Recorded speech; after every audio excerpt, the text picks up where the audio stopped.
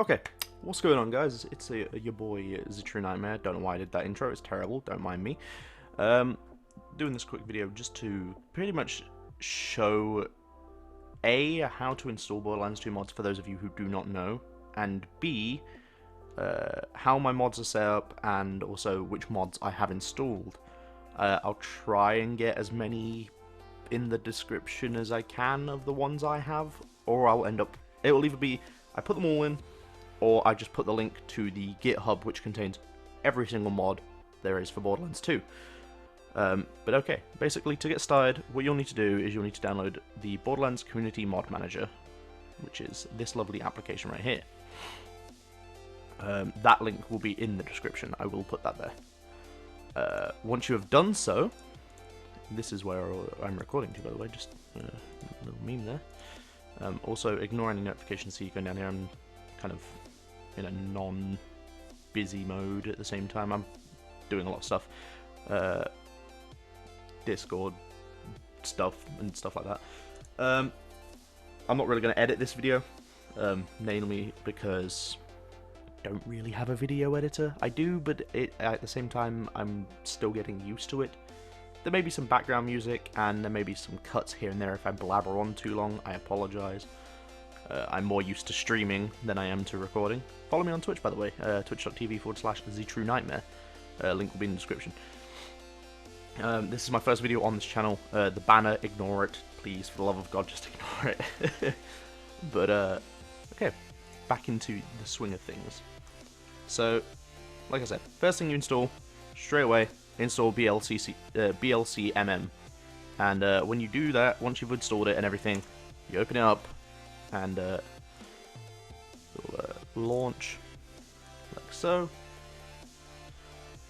And what you will see is it's opening the files. For you, you will not see all of this. This you will not see. What you need to do before any of this is you need to install the unofficial community patch. So what you want to do is you want to go over to your directory, your Borderlands 2 binaries folder right here. As you can see, these are all my mods. It's pretty easy to do. I'm actually going to create new folder. We'll call this old mods. These are what I'm currently using for my playthroughs on my Twitch, so remember, go check that out. We'll just drag them in there. We also need to delete them from here because they just copy over, they don't actually move over. So once you've done that, I can close that now. I don't need that open right now because I need to reset. I've got a lot of messages, don't worry about that. So first things first, what you want to do is you want to go to Google Chrome. I swear to God, my history is probably really bad. Please, I apologize. Then you want to go to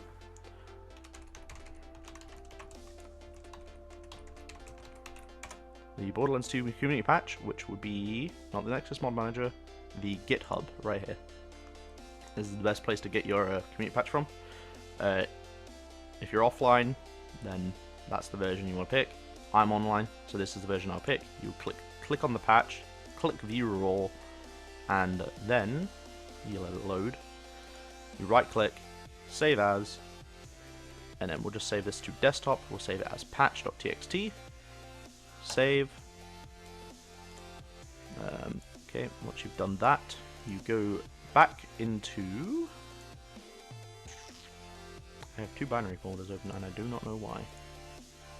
There we go. I have one binary folder open. I don't need that open right now. You go back to your Borderlands community. I can speak English. Your Borderlands Community Mod Manager, and you'll notice there's not really much here. There's the old patch. This is just the patch that comes with this. When you start Borderlands Community Mod Manager, you'll get something that looks a lot like, where is it? This, I believe. Yes, well, kind of like this. Basically, it will tell you if you want to hex and if you want to apply a console key. You want to hex edit your executables, whether it's Borderlands 2 or the pre-sequel. We're doing Borderlands 2 for this one, so don't worry about that. You want to have that so that it is not reverted, but applied so it's installed. And then you also want to change your console key to something that you can use that isn't bound to anything. Mine's F6, for example, because I don't have that installed for anything. All the rest of these are obviously optional. Cutscene skip right here, if you wish to have it. It's very useful. I would recommend it if you've played the game multiple times. Fewer corpses, just drops some, it increases frame rate a bit. Renderer, no black lines, more colors, just makes the game more vibrant, you know, things like that. Once you've done all this, you then can go into, you can keep this open, you don't actually need to close this. What you can do is you then drag your patch that you've just installed into binaries in this folder, which is like your drive, your Steam library, Steam apps, common, Borderlands 2, binaries, and then you drag that in there. Once you've done that, you click File, Import Mod File, go to your binaries, oh god, they make it really annoying, Steam library, Steam apps, common, Borderlands 2, binaries, and then you click on patch.txt. When you open this, this is what will come up. That's completely fine. Was imported but with a warning. Importing a Borderlands 2 mod into Borderlands the pre-sequel. Oh, I'm on pre-sequel. Hold on a second. Whoopsie. I need to change game real quick. File.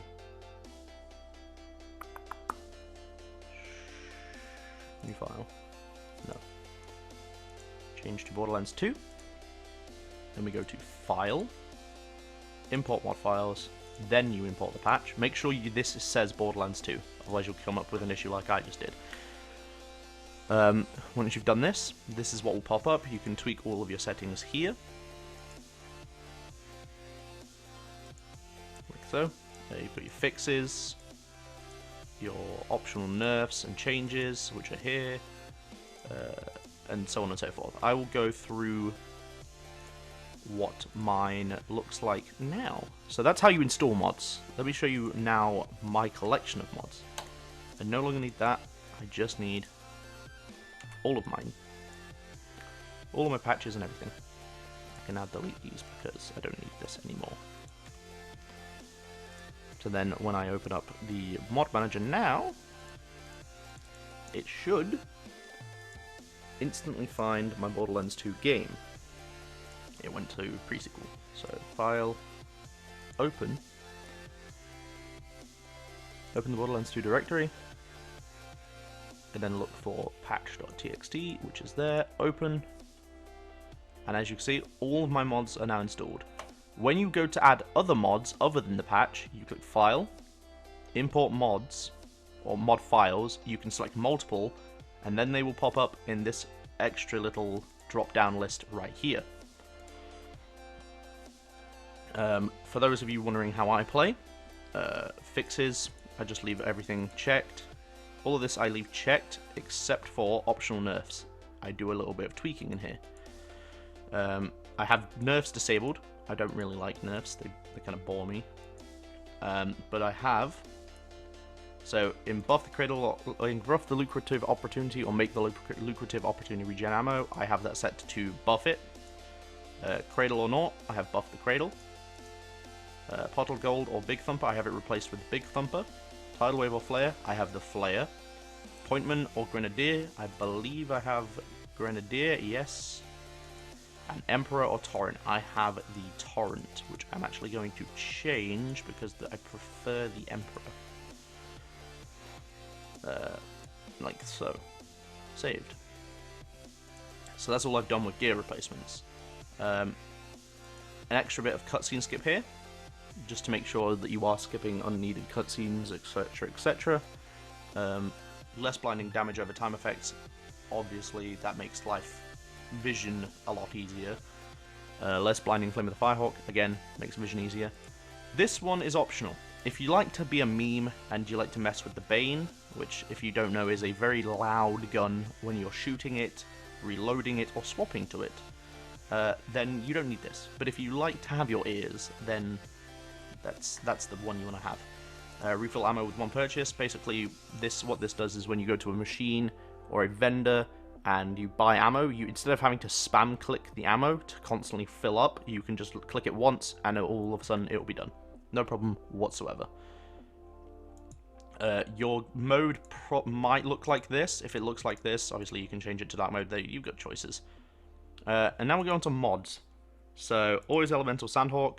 I just have that enabled because it makes the Sandhawk always elemental, nonetheless.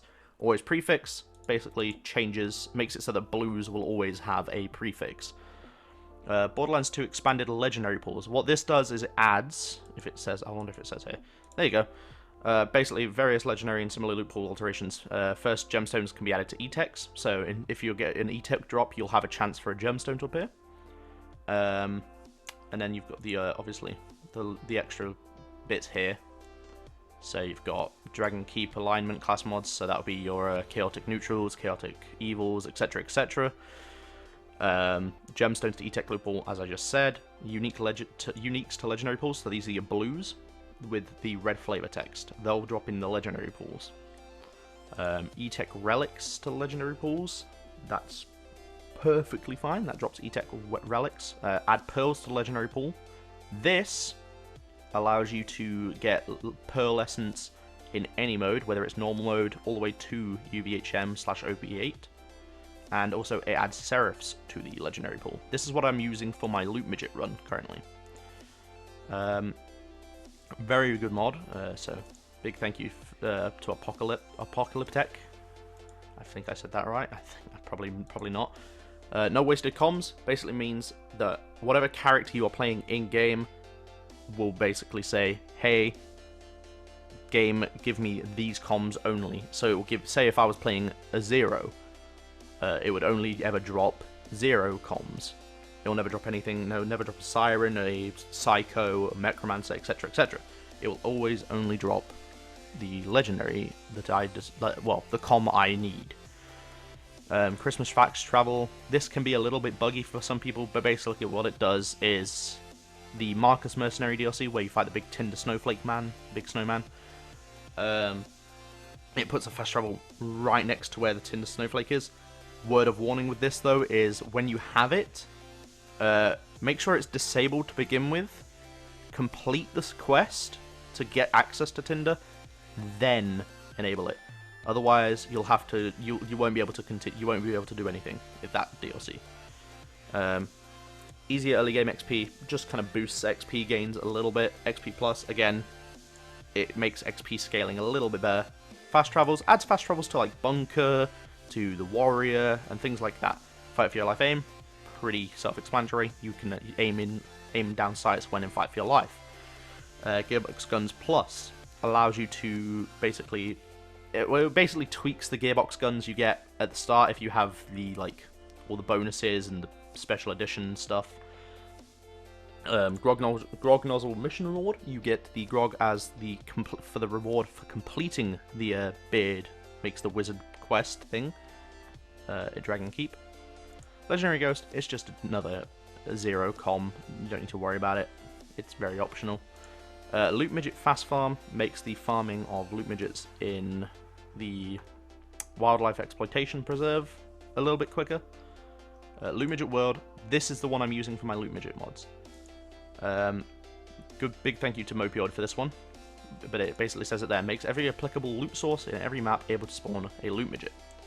Super fun, but this is what I currently have enabled.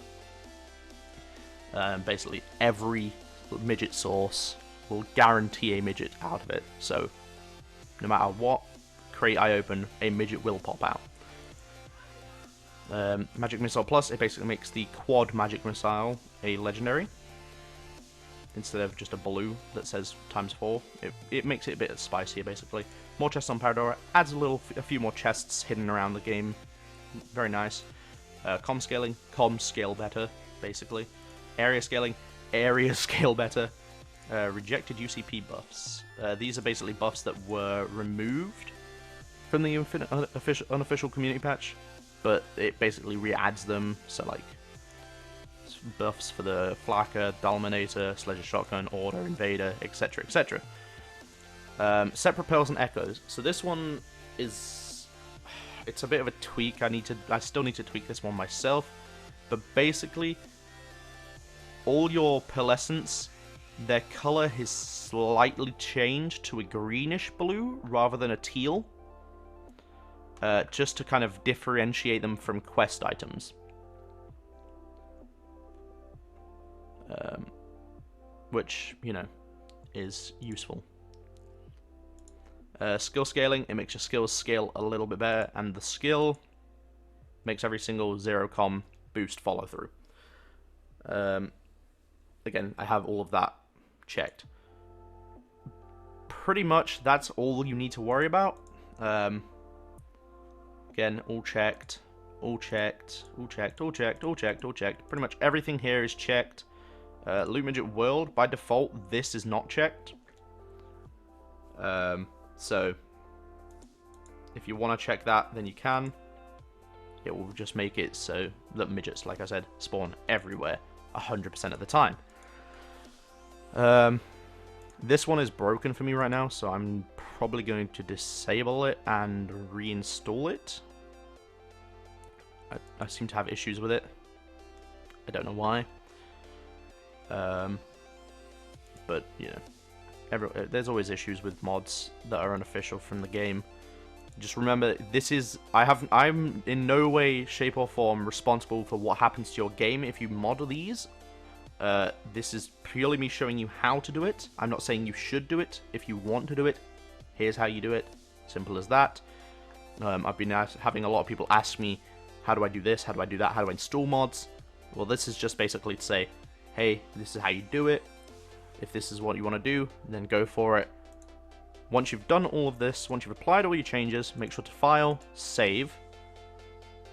That will then save. I've got a lot of changes to save, so you save, you close it out. Make sure all of your mods that you are using are in your binaries folder, otherwise they will not register. So there's that, and then once you've done all this, you can go into Steam, go into Borderlands 2. This takes some time to load up, so bear with me, please. Also, ignore any background noise you hear. I apologize. I haven't currently got a headset. It's broken. I'm currently saving for a new one. So I apologize if you hear the game sounds or if you hear background sounds, etc., etc. It's all due to be changed once I get a new headset. So while my game loads, I will probably pause. In fact, I don't need to pause. It's fine. It's pretty much loaded now.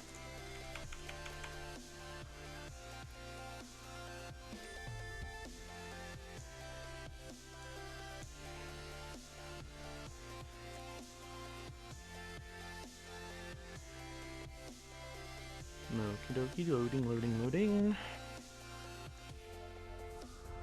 So once your game loads, it should be fine. And this is my midget only Maya that I'm currently doing on my Twitch. This is the one I'm using on my series. But once you are in game, what you want to do is you want to hit your console key, for me F6, bring up this menu. Then you want to type in exec capital P for patch .txt. Once you do this, you should see at the bottom here it says that all the changes are running. Obviously, you can check in game your skills, your comms, and everything. Just make sure they're changed and they are working. I'll quickly demonstrate that the patch is working for me by showing you the loot midgets that pop out of every container, guaranteed. Probably shouldn't use that weapon. That's a bit loud. Let's use this. So normally you wouldn't get midgets in Sanctuary. This is part of the Loot Midget world. They can spawn in any of these type of containers. So these, lockers, etc. The washing machines, and so on and so forth. Midget.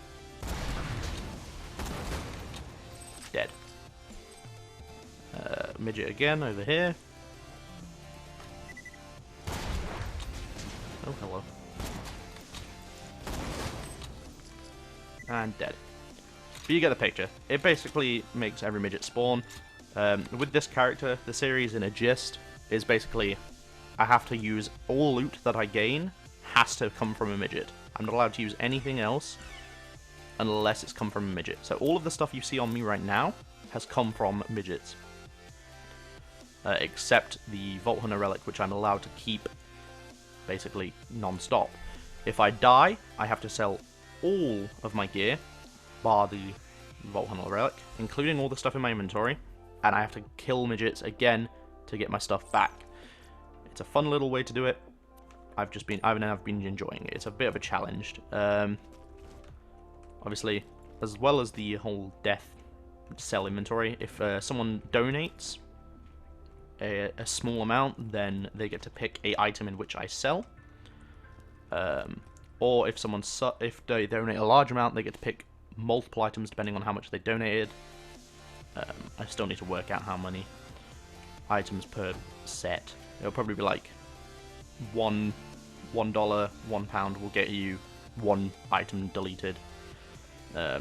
10 will get you like 3 or 4, and so on and so forth. But also, if you sub, I have to also sell my entire inventory.